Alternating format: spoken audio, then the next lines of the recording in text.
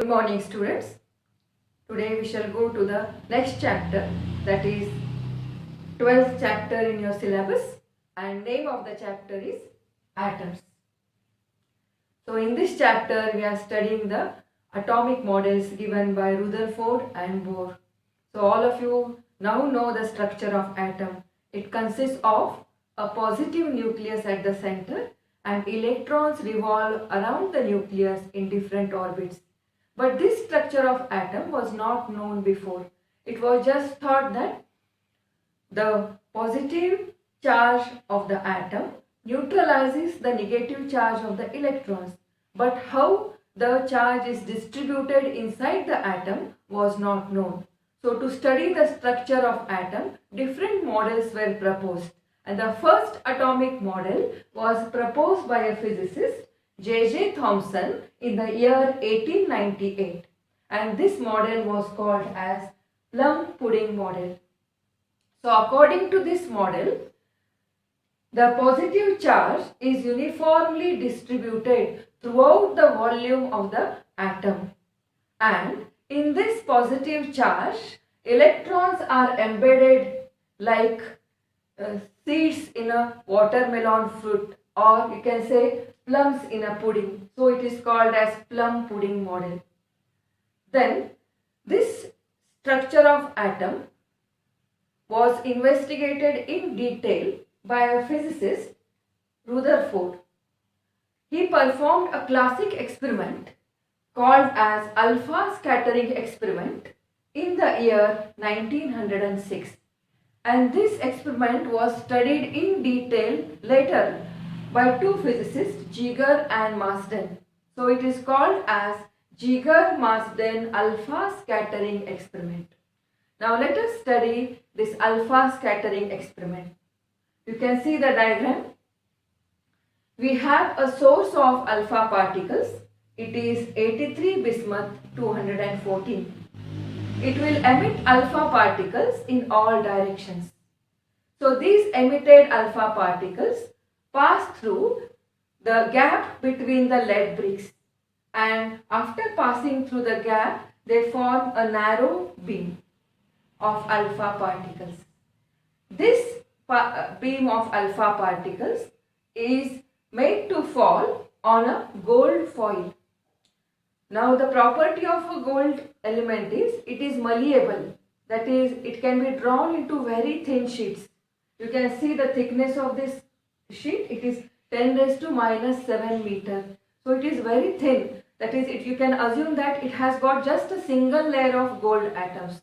So these alpha particles fall on this thin gold foil and they are scattered in all directions. And to receive these scattered alpha particles, the gold foil is surrounded by a circular zinc sulfide screen. So what happens when the alpha particles fall on the ZNS screen? So these alpha particles, when they strike the zinc sulfide screen, they produce tiny flashes of light. And these flashes of light are observed by a microscope fixed to a rotatable detector, and the number of alpha particles is counted.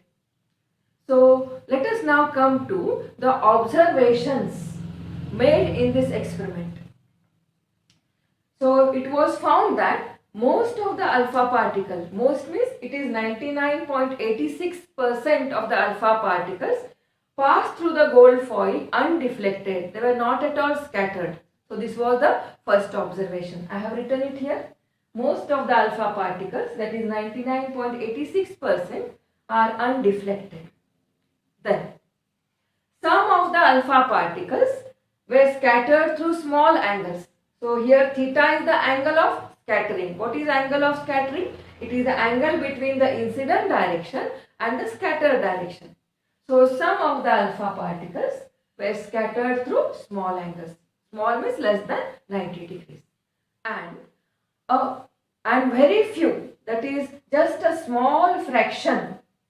You can say it is 1 in 8,000. What is the meaning of 1 in 8,000? If 8,000 alpha particles are emitted, only one particle undergoes backward scattering. That is, it is scattered at an angle more than 90 degrees. So it goes in the backward direction. This is the forward direction. But instead of going in the forward direction, the particle is scattered backward. Why? Because the angle is more than 90 degrees. It is scattered through an angle greater than 90 degrees. So this was the third observation. I have written it here.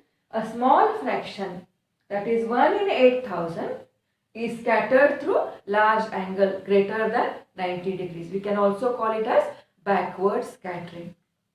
Then a graph was plotted between number of alpha particles on the y-axis and the corresponding scattering angle on the x-axis. You can see the nature of the graph. It decreases rapidly like this. So the first observation, you can see here about 10 raised to 7 alpha particles are here. So most of the alpha particles are not deflected at all. So this is the first observation. Then some of the alpha particles are scattered through small angle less than 90 degrees. Second observation. Third, a small fraction, very few, are scattered at an angle greater than 90 degrees. So this is greater than 90 degrees. You have very few alpha particles here. So these were the observations made by Jigar and Marsden in the alpha scattering experiment. Let us summarize the points which we have done just now. We have described the alpha scattering experiment. So the description is like this. We have a source of alpha particle, 83 bismuth 214. It emits alpha particles in all directions. They are made to pass through a gap between the lead bricks, and after passing through the gap they form a narrow beam. This beam of alpha particles is incident on a very thin gold foil. So when they fall on the gold foil, they are scattered in all directions, and the scattered alpha particles are made to fall on the circular zinc sulfide screen. When the alpha particles strike the screen, they produce tiny flashes of light. These flashes of light are observed by a microscope connected to a rotatable detector, and the number of alpha particles are counted. So there are three important observations in this experiment. What are the observations? Most of the alpha particles, that is 99.86%, are undeflected. They pass straight through the gold foil. Then some of the alpha particles are scattered through small angle less than 90 degrees, and just a fraction like 1 in 8,000. So a small fraction undergoes backward scattering, that is, it is scattered through large angles greater than 90 degrees. So the graph of number of alpha particles against the scattering angle is shown here. It decreases very rapidly like this along a curve. Now let us draw the conclusions from these observations. Just now we had seen that most of the alpha particles, that is 99.86% of the alpha particles, are not deflected by the gold foil. They pass straight through the gold foil. The meaning of this is there is a lot of empty space inside the atom. That is about 99% there is empty space inside the atom.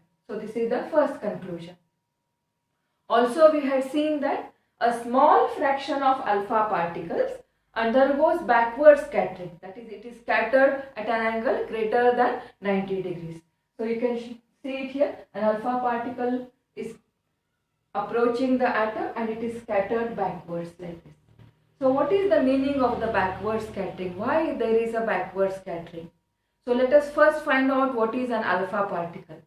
An alpha particle is a helium nucleus, 2He4. It has got 2 units of positive charge and 4 units of mass. So charge on the alpha particle is plus 2e. So it is a massive or heavy positively charged particle. Now the alpha particle is scattered backwards. The meaning is it has experienced a force of repulsion. Therefore, there should be a positively charged region inside the atom which has repelled back the alpha particles. And also the alpha particle is a heavy particle. Therefore, this region should be also massive region, a heavy region. So, the conclusion is there is a small massive positively charged region at the center of the atom, and this region was called as nucleus by Rutherford. So the credit of discovery of the nucleus goes to the scientist Rutherford. Then coming to the third conclusion. What about the electrons? So the electrons are very light in mass compared to the alpha particles. So the electrons in the atoms do not affect the alpha particles. So these are the three important conclusions drawn from the observations made on alpha scattering experiment. Now based on these conclusions, Rutherford proposed his atomic model, and let us now see what the Rutherford's atomic model consists of. So according to Rutherford's atomic model, there is a small central core inside the atom in which almost the entire mass of the atom and all the positive charge is concentrated, and this small central core is called as the nucleus. Then how small is the nucleus compared to the atom? The nuclear radius is of the order of 10 raised to minus 15 meter, whereas the atomic radius is 10 raised to minus 10 meter. So if you compare the two, you will find that nuclear radius is 10 raised to 5 times smaller than the atomic radius. 10 raised to 5 means it is 1 lakh times smaller than the atomic radius. Suppose I have to give you an example. The big cricket stadium, you can imagine that it is an atom, and this cricket ball is nothing but the size of the nucleus. So small is a nucleus compared to the size of the atom. Then third point, what about the electrons? The electrons revolve around the nucleus in different orbits. So for this motion of the electrons in the orbits, it requires a centripetal force. So what provides the centripetal force? So you know that nucleus is positively charged and electrons are negatively charged. So between the positive and negative charge, there is a force of attraction, and this electrostatic force of attraction between the nucleus and the electrons provides the necessary centripetal force to the electrons to revolve in the orbits. So just like planets revolve around the sun, the electrons revolve around the nucleus. So this is the third point. Then fourth point is regarding charge of the atom. You know that atom as a whole is electrically neutral. The meaning is the total negative charge of all the electrons in the atom is equals to the positive charge of the nucleus. Therefore, atom as a whole is electrically neutral. So this was the atomic model proposed by Rutherford. Now, this model has got certain drawbacks. So let us see what are the drawbacks of Rutherford's atomic model. So just now we have seen the electrons revolve around the nucleus. So these revolving electrons are continuously accelerated towards the nucleus. Now according to electromagnetic theory, an accelerated charged particles emits radiation and loses out energy. Therefore, this accelerated electron loses energy in the form of electromagnetic radiation. Therefore, the radius of the path goes on decreasing, and it takes a spiral path like this and finally falls inside the nucleus. Therefore, atom will not be stable. So, the stability of the atom cannot be explained by Rutherford's atomic model. Also, it cannot explain the line spectrum emitted by the atom. So, these are the two drawbacks of Rutherford's atomic model. Now, let us try to define two terms related to alpha scattering. The two terms are distance of closest approach. It is denoted as R0, and another term is impact parameter denoted as B. So, let us try to define these two terms. Now, let us say this is the nucleus, and let us consider a head-on collision of an alpha particle with a nucleus. What do you mean by head-on collision? Suppose this is the nucleus, alpha particle is directed straight towards the nucleus. It is called as the head-on collision. So here the alpha particle is directed straight towards the nucleus. Now alpha particle is positively charged, nucleus is also positive. So between the two positive charges there is electrostatic force of repulsion, and according to Coulomb's law, this force of repulsion is inversely proportional to square of the distance. The meaning is, as the distance goes on decreasing, the force goes on increasing. So as the alpha particle approaches the nucleus, the force of repulsion goes on increasing. Then at a particular distance r0 from the nucleus, the alpha particle is stopped for a moment.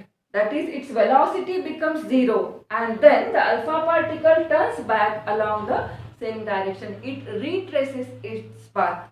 Therefore, the angle of scattering now is 180 degrees. The alpha particle retraces the path. So this is the head-on collision. So this distance between the alpha particle and the center of the nucleus, at which the velocity of the alpha particle becomes 0, this distance is called as the distance of closest approach.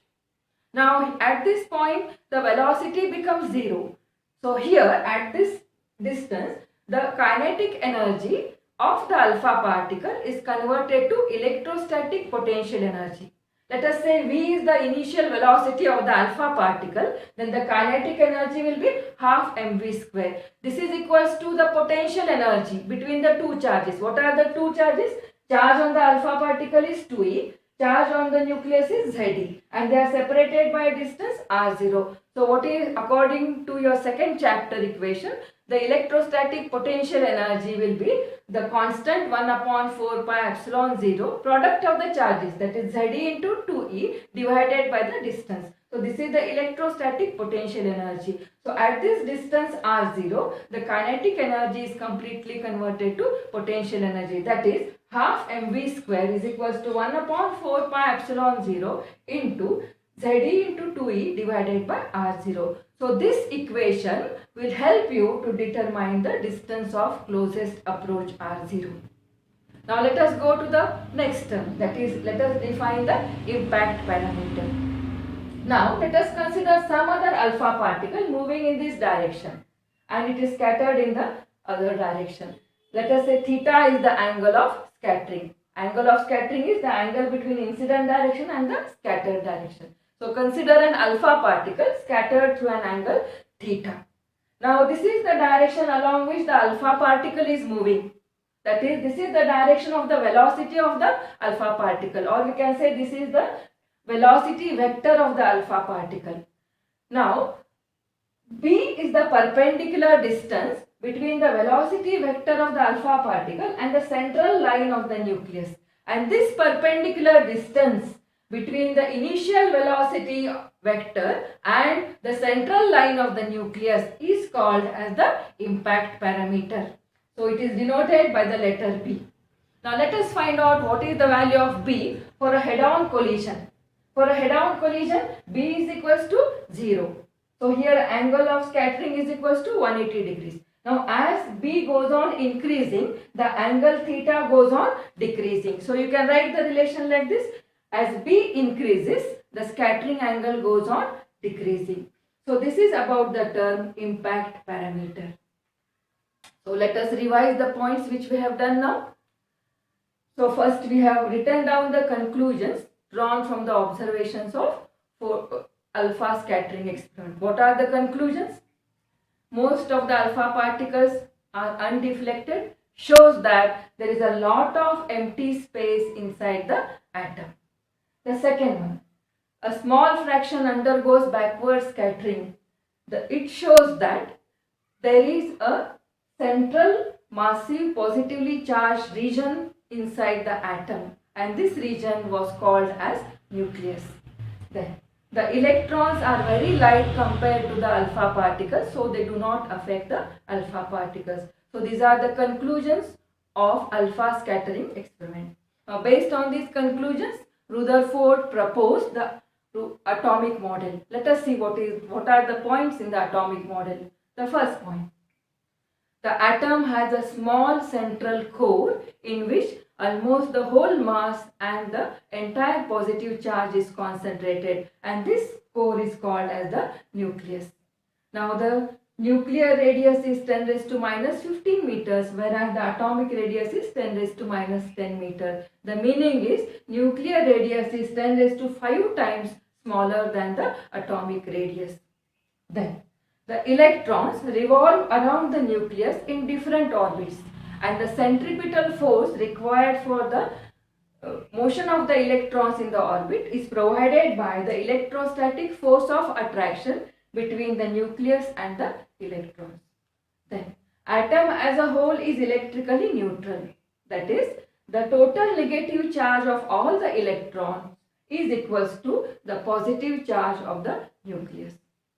Now, what are the drawbacks of this model? First thing, it could not explain the stability of the atom.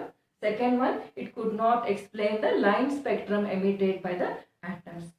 Then we have defined two terms related to alpha scattering. One is distance of closest approach R0. Second term is impact parameter B. What is distance of closest approach?